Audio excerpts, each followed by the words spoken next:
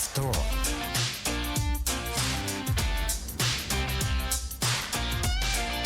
Irama Live Talk. Assalamualaikum warahmatullahi wabarakatuh. 88,5 MHz Irama FM Purworejo. Top lagunya pasti infonya. Selamat pagi pendengar setia Irama FM. Kembali hadir Irama Live Talk di hari Sabtu ini bersama dengan dokter kita terkait dengan kesehatan reproduksi dan kehamilan.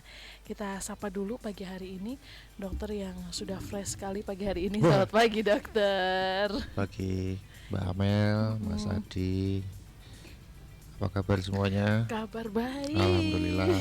Ini sudah live ya? Betul. Berarti apa kabar pemirsa semua, pemirsa IG Live, semoga sehat selalu semuanya. Amin. Salam weekend. Salam weekend, betul. Weekend di mana ramai dokter. Tadi pasti di UMP juga macet, DPRD juga. Oh iya, ada acara mesti ya? Banyak acara, betul. Tapi bagus sih, acara-acara pagi itu memang penting, terutama yang olahraga ya. Pasti olahraga tuh. Ada run, ada bike, ada apa lagi tuh? Run, Senam. bike, senam, betul. Ya, senam kemarin juga Jumat itu banyak. Sekarang kalau perempuan pound fit. Ya. Atau mungkin olahraga mandiri, lari sendiri gitu ya sama keluarga. Wah asik ya, sepedaan juga betul. sama keluarga. Kayaknya besok pagi saya. Oke, Udah lama weekendnya nih. dokter minggu aja ya. Ya, minggu pagi itu biasanya disempetin. Kalau nggak sempet ya di rumah aja. Mager. Wah, malas gerak. Oke, dokter.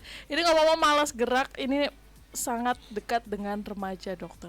Waduh, Iya kayaknya kan? kata-kata yang sempat keluar nih mesti dikait-kaitkan supaya menimbulkan topik. Betul, Wah, betul luar biasa nih. dong. Itu memang caranya. triknya host. Saya sebenarnya nggak pernah jadi host, tapi karena saya sering berhadapan dengan host, sehingga saya tahu trik-triknya. Udah hafal gitu ya. Saya sudah mulai siaran tuh sejak zaman sekolah, Mbak. Oh Iya, iya, ada sedikit cerita ya. boleh. Saya waktu kan dulu sekolah di Jogja tuh di Fakultas Kedokteran UGM ya. Waktu mengambil spesialis, dokter spesialis itu saya ditugaskan untuk mengisi siaran menggantikan guru kami waktu itu dokter siapa ya, dokter Hasto, untuk menggantikan siaran di yang di Jagalan itu apa ya, Reco Buntung. Oke. Ini nggak iklan dong, tapi kan kita Iya. sama-sama punya kegiatan siaran. Kalau di Jogja itu Reco Buntung udah lama banget, sejak zaman saya TK pun udah ada radionya itu sampai sekarang gitu. Makanya di Purworejo dilanjutkan lagi Iya, untuk program dilanjut itu. karena udah biasa. Oke, mau tanya apa nih yang lain? Ya, ini terkait dengan tadi remaja, dokter. Karena saya habis baca sebuah survei terkait dengan tingkat kehamilan remaja yang mulai meningkat, dokter. Iya, dari 1.000 ternyata menurut survei sudah mulai 26,6. Jadi 1/4 remaja gitu. sudah Alhamdulillah kalau sudah nikah. Kalau sudah nikah. usia 15 sampai 19 tahun, dokter, rata-rata. Apakah iya. itu aman, dok?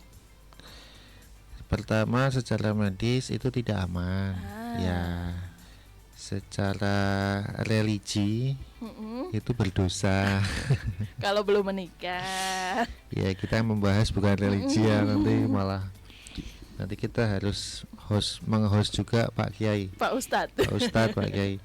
Kita host biasa aja membahas masalah medis ya. Jadi hamil di usia muda itu yang jelas secara fisik aja itu sebetulnya sel-sel dari organ reproduksi itu belum siap. Oleh karena itu ada satu penyakit yang disebabkan karena menikah terlalu muda, yaitu kanker. Kanker mulut rahim. Nah, kenapa? Karena sel-sel di mulut rahimnya, di situ kan ada peralihan antara sel mulut rahim sama sel rahim. Nah, di situ rentan sekali terjadi perubahan abnormal dari bentuk sel-selnya itu, sehingga begitu terpapar oleh satu hubungan seksual, kemudian kan sebetulnya penyebab utama ini kan dipicu dari adanya virus ya, virus HPV. Dan dengan adanya virus itu yang mungkin bisa saja masuk, itu mudah sekali mengubah bentuk sel dari yang normal menjadi tidak normal. Oke. Tapi itu kejadiannya lama. Jadi istilahnya kalau penyakit itu inkubasi ya. Dari mulai terpapar sampai terjadi perubahan sel memang butuh waktu yang lama, mungkin bisa 5 sampai 10 tahunan kemudian. Gitu. Sehingga pada saat dia sudah usianya lebih tua apa usia tua, dia itu punya riwayat masa lalu, sudah pernah berhubungan seksual di usia yang masih muda. Itu pemicu terjadinya kanker mulut rahim. Oke, ini kankernya udah menyeramkan sekali ya, Dok. Ya, kemudian yang kedua masalah non fisik ya, misalnya dia masih 15 tahun udah hamil, itu kan artinya secara psikis itu tidak siap. Ya dampaknya kan banyak ya, ke anaknya, ke kesehatan dia juga dan bayinya, karena banyak sekali kejadian hamil ini dipendam dan tahu-tahu sudah usia 8 bulan dia tidak menerima asupan apapun, begitu bayinya lahir nggak sehat. Nah ini pernah terjadi nih baru seminggu yang lalu. Ya married by accident, terus kemudian melahirkan, ternyata beratnya kurang ya, jadi janin tidak berkembang. Waktu itu dia datang tuh sudah 8 bulan. Dan ternyata setelah ditanya, sebelumnya itu tidak mengasup zat-zat yang penting untuk kehamilan tiap trimester ya, kan harus minum asam folat, minum kalsium, penambah darah. Dia itu tidak, karena memang itu disembunyikan, sehingga bayinya kurang sehat setelah lahir gitu. Tapi itu selamat dampak ya, Dok. Selamat, tapi ada semacam kelainan begitu. Oke, Ya, itu karena kehamilan yang tidak diinginkan ya, sebelumnya, unwanted ya. pregnancy begitu. Jadi ya mau tidak mau akhirnya tidak makan asupan yang cukup ya, Dok. Apalagi biasanya kalau begitu nggak pengen kelihatan gemuk, Dok. Iya. Oleh karena itu saya ganti bertanya sama Amel, gimana nih cara mencegah supaya putri kita yang masih muda itu tidak terjadi kehamilan ini, Mbak Amel. Salah satunya kayaknya sex education. Sex Bener nggak sih, Dok? education ya ada juga. Tapi kayaknya sex education bukannya yang nggak tahu malah jadi tahu gitu ya, gimana? nah itu berarti caranya Serba salah ngajarin, juga ya. Dokter. Ngajarinnya harus sesuai dan iya. tepat gitu kan. Ya itu penting banget ya. Lain kali mungkin ini kan masalah edukasi ya ke remaja itu. Ya mungkin selain ilmu dari kandungan, tapi ilmu psikologi itu penting. Perlu memanggil psikolog nih, gimana caranya mengedukasi anak-anak kita tentang seksualitas supaya itu aman dan menyadari bahwa hal itu harus dijaga, belum pada waktunya. Membatasi pergaulan, membatasi media sosial yang nggak penting kayak gitu. Kemudian mengatasi rasa penasaran. Ya kayak gitu. Berarti ini biasanya kita bareng Dokter Ika, Dok, di hari Rabu. Oh sip. Jadi ini bisa diangkat nanti ke Dokter Ika nih, pakarnya. Iya. Ya, Tapi gitu. karena kadang susah adalah tabunya, Dok. Jadi saya aneh, masa diajarin seksual sih dari si kecil gitu. Tapi justru kalau memang itu secara ilmiah itu memang mendukung untuk mencegah itu, ya memang harus kita lakukan. Orang setabu-tabunya sesuatu, dia juga melakukan sesuatu yang tabu, yang harusnya tidak dilakukan. Mendingan harus kita paparkan dulu daripada dia melakukan kedisian lah istilahnya gitu. Oke, apalagi biasanya yang penasaran itu tidak tahu efeknya apa. Iya. Taunya enak-enak aja. Taunya prosesnya aja, bahkan efeknya nanti bisa punya anak. Betul. Bahkan sampai tadi kanker yang disampaikan dokter tidak tahu dampaknya. Oke. Ini yang mau bertanya boleh banget, silahkan di line telepon di 02753214446 atau WhatsApp dan SMS-nya di 081392696815. Ini ada yang bertanya, dokter, dari SMS online-nya. Assalamualaikum warahmatullahi wabarakatuh. Selamat pagi Mbak Amel, selamat pagi dokter, selamat pagi. Saya Irwan, ayah satu anak perempuan. Kebetulan saya single parent dan istri saya sudah meninggal.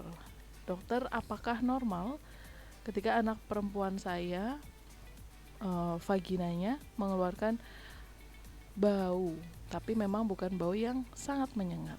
Tapi itu sudah dialaminya sejak bayi. Saat ini usia anak saya 3 tahun dan masih ada. Bagaimana ya dok? Apakah itu aman? Harus periksa dan bagaimana prosedurnya? Terima kasih Mas Irwan. Harus diperiksakan Mas Irwan. Oke. Ya. Jadi jangan dikira organ reproduksi pada balita itu aman-aman saja karena orang nggak ngapa-ngapain dan sebagainya. Tapi ada suatu kejadian yang pernah saya juga dapatkan bahwa kadang-kadang anak kecil itu nggak sengaja, bisa sengaja karena memang nggak tahu ya, memasukkan sesuatu benda ke alat kelaminnya dan orang tuanya nggak tahu, sehingga benda itu nggak bisa keluar. Banyak sih, entah itu mungkin apa yang kecil-kecil itu atau mungkin makanan ya, kacang itu kemasukan, sehingga di situ akhirnya apa, membusuk. Itu pernah terjadi. Sehingga begitu diperiksa, loh apa ini kok bau banget. Oh ternyata ada benda asing di situ yang disebut corpus alienum. Jadi sesuatu yang nggak pada tempatnya masuk ke situ. Karena dia masih balita kan nggak tahu apa-apa, ngertinya ya nggak menyadari gitu ya, juga nggak menyadari bahwa kemasukan juga gitu. Nah itu gunanya diperiksakan seperti itu. Kalau memang itu menimbulkan bau, jangan-jangan ada sesuatu di situ. Kita sebagai orang tuanya yang awam ya, kan juga takut juga mau meriksa gimana, anatominya aja nggak begitu jelas gitu ya, karena masih kecil. Oke baik. Bisa diperiksakan. Dalamnya di mana tahu rumahnya? Ini tadi tidak menyampaikan, hanya Mas Irwan saja. Mungkin karena beliau single parent. Ya. Sudah tidak ada ibunya. Kalau misalnya jauh dari dokter ya mungkin ke puskesmas terdekat ya, kan di sana ada tenaga medis yang bidan juga ada, mungkin bisa membantu untuk memeriksa organ kelaminnya ya. Oke, kalau tadi disampaikan ada bau menyengat yang tidak sedap, standarnya apakah memang wajar ada bau itu ataukah sampai sejauh mana tidak wajar? Kalau sehat sih nggak berbau kan. Oke. Iya, kalau itu berarti mungkin ada sesuatu. Ya, kalau toh pun itu tidak ada benda asing atau apa ya, mungkin bisa saja suatu infeksi yang perlu diobati dengan antibiotik kayak gitu. Ya. Oke, karena mungkin cara bersih, buang air besarnya dan lain sebagainya mungkin kontrol bisa. Gitu ya dok ya. Ada penyebab-penyebab lain yang memungkinkan timbulnya infeksi ya. Oke, baik. Begitu Mas Irwan, semoga menjawab. Langsung saja ke pusat kesehatan terdekat gitu ya. Ini banyak yang gabung dokter di Instagramnya. Selamat pagi pendengar setia Irama FM, dan ada yang bertanya juga melalui WhatsAppnya dokter kalau ini. Coba kita cek dulu. Selamat pagi dokter, selamat pagi Mbak Amel. Izin bertanya dari Rina di Kuto Arjo. Ya, silakan Mbak Rina. Dokter, adik saya hingga saat ini usia 16 tahun belum mengalami menstruasi. Apakah perlu penanganan lebih lanjut? Karena dia pernah mengalami menstruasi di usia 15 tahun, tapi berhenti setelah mengalami menstruasi 1 kali. Apakah itu aman, dan terima kasih. Oke, 15 tahun sudah mens gitu ya dok, 1 kali, 1 siklus, kemudian sampai dengan sekarang tidak mens lagi gitu. Seperti pernah kita bahas sebelumnya ya, pernah dulu sama Mbak siapa ya, kayaknya bukan dengan Mbak Amel. Baik. Jadi bagaimana seorang wanita itu mengalami menstruasi. Nah, kalau untuk anak-anak remaja memang sewajarnya itu 12 tahun ke atas itu sudah menstruasi. Kalau tadi dikatakan usia 15 tahun itu termasuk telat juga ya. Tapi yang penting kalau pernah mengalami menstruasi habis itu tidak, itu lebih mending daripada tidak dari awal sama sekali. Kenapa? Organ reproduksi itu kan butuh akses ya. Jadi kalau memang dia pernah mengalami menstruasi artinya mesti ada aksesnya, sehat kan. Kemudian dia mesti punya organ yang menghasilkan hormon. Kan kita tahu bahwa haid itu diatur oleh hormon yang dihasilkan dari hidung telur, dan hidung telur itu juga dirangsang dari hormon yang ada di otak kecil, hipotalamus sama hipofisis gitu ya. Nah, dari 3 kompartemen itu, rahim, indung telur, otak, itu kan memang yang mana nih yang ada kelainan. Nah, kita cek dari bawah dulu. Kalau memang dia pernah haid ya, itu artinya ada akses di rahimnya, mulai dari depan ya. Depan tuh ada vagina, mulut rahim, itu ada akses. Karena kalau memang dari awal nggak haid, bisa saja itu tertutup, tidak ada akses dari segi rahim dan seterusnya, sehingga itu kelainan bawaan bisa terjadi. Tapi kalau sudah pernah haid, artinya punya rahim, punya vagina, aman ya. Nah, kemudian apakah punya indung telur ya? Jelas punya karena pernah haid kan. Nah, itu artinya berarti organ-organ reproduksi itu punya semua. Aman. Nah, berarti yang menyebabkan kita mikirnya berarti hormon ini yang mengatur keluarnya. Apakah hormonnya mampet apa tidak lancar, atau mungkin sebab lain. Dan itu banyak penyakit-penyakit yang menimbulkan tidak datangnya haid. Nah, itu harus diperiksa juga. Ya. Berarti harus diperiksakan ya. Ya, dokter. penyebab tidak keluarnya itu apa? Tapi Apakah- minimal tadi yang disampaikan dokter ada jalurnya. Iya, jadi organ atau organ reproduksi yang berperan untuk menstruasi ada apa tidak.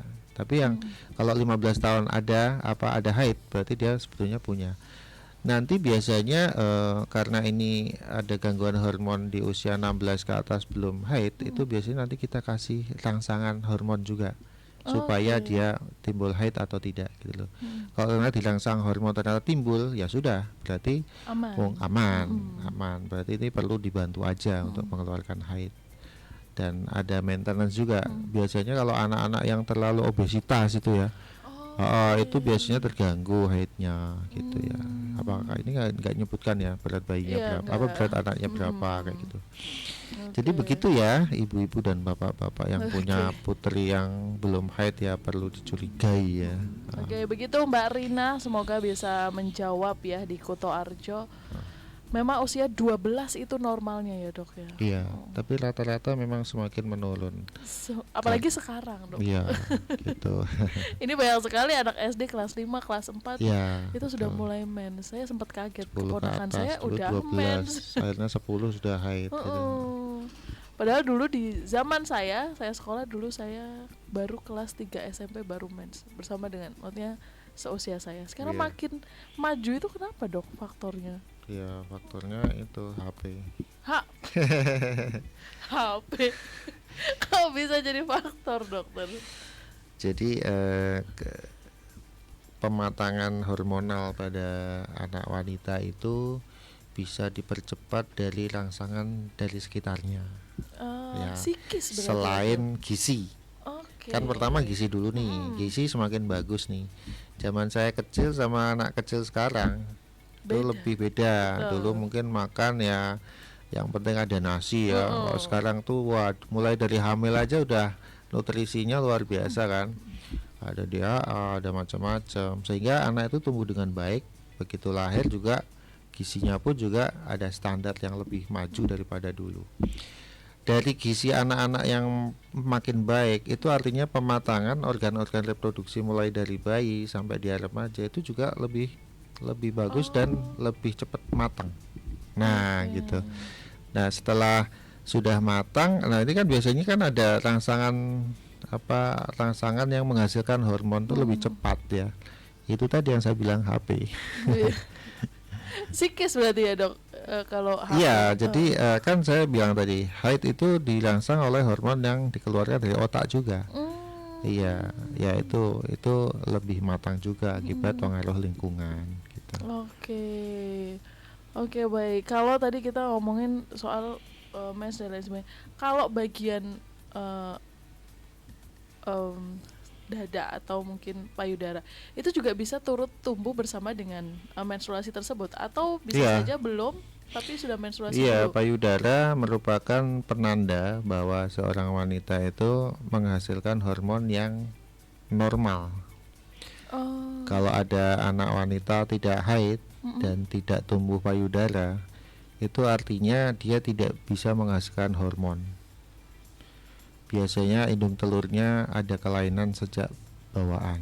Sudah bisa dilihat dari dari situ. Gitu Jadi ya. untuk mendeteksi apakah anak ini tidak haid karena faktor hormon, ya dilihat dari tanda-tanda di payudara yang dinamakan tanda-tanda seks sekunder. Tanda seks sekunder itu ada dua, payudara dan rambut kemaluan. Biasanya kalau payudara nggak tumbuh, rambut kemaluannya juga nggak tumbuh, ya dia tidak mempunyai hormon, tidak mempunyai hidung telur, biasanya begitu. Karena hidung telur menghasilkan dua hormon, yaitu estrogen dan androgen. Lah rambut kemaluan itu kan androgen.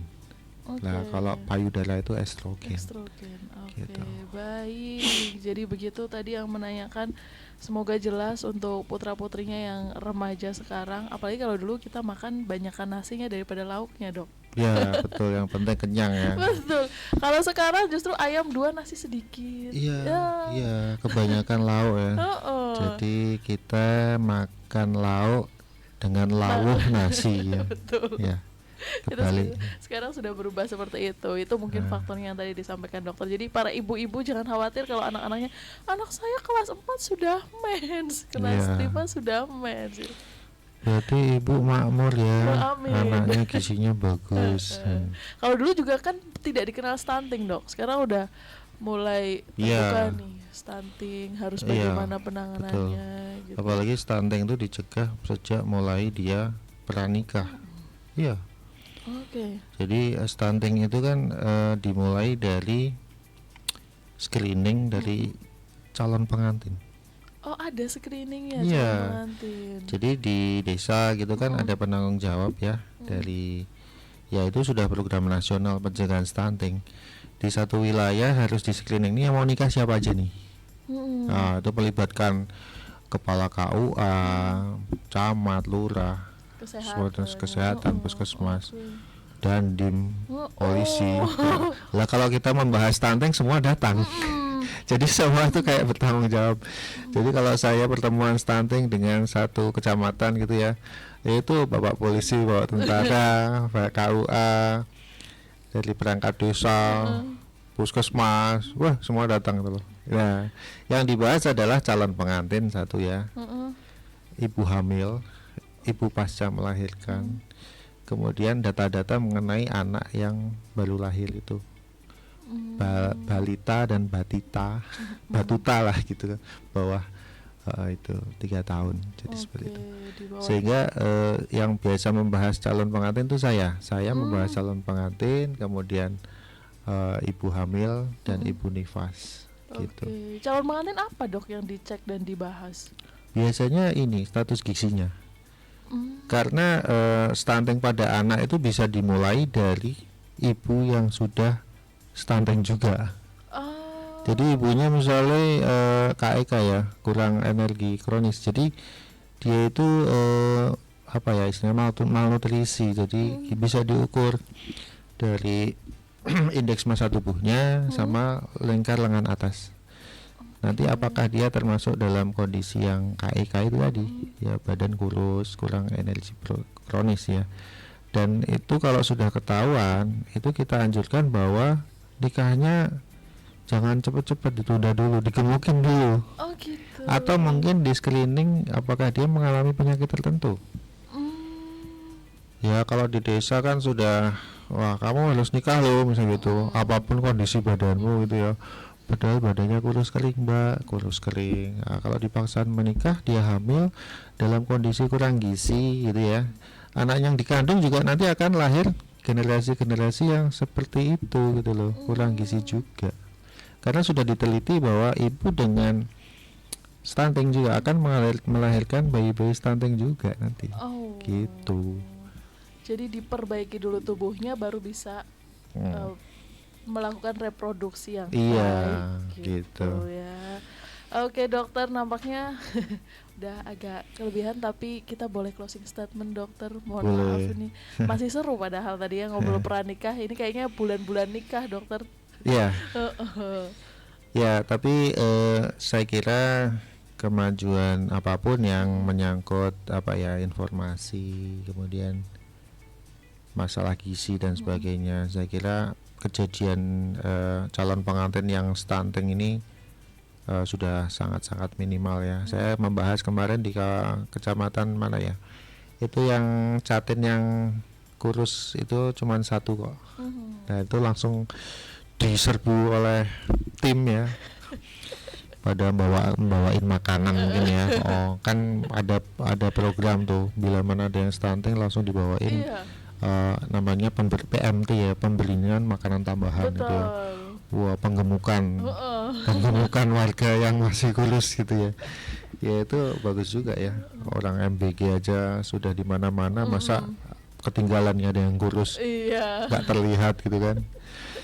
Ya mungkin closing statementnya ya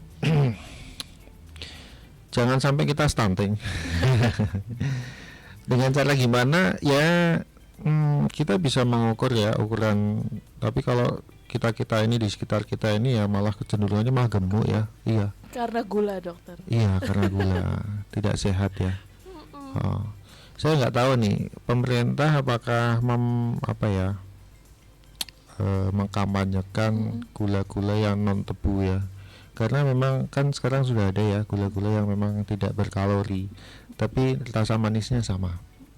Nah itu saya kira lebih sehat ya daripada yang gula beneran ya, menimbulkan obesitas. Ya itu kembali ke masalah obesitas baik wanita ya, jadi wanita terutama ya, terjadi gangguan hormon tadi, sehingga akhirnya terjadi gangguan kesuburan, akhirnya susah punya anak ya, susah hamil. Jadi itu berawal dari makanan juga.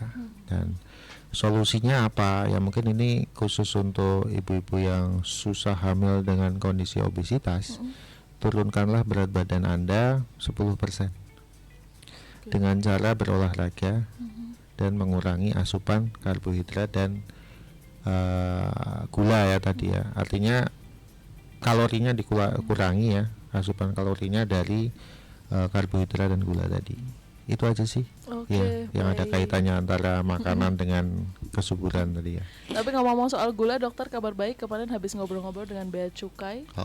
Kabarnya gula akan mulai ada cukainya. Oh gitu ya. Jadi tidak sembarangan kita itu apa-apa kasih gula, mentang-mentang murah gitu ya. Sekarang minuman kemasan, makanan kemasan sudah mulai ada cukainya. Ada cukainya. Ya bagus lah. Amin.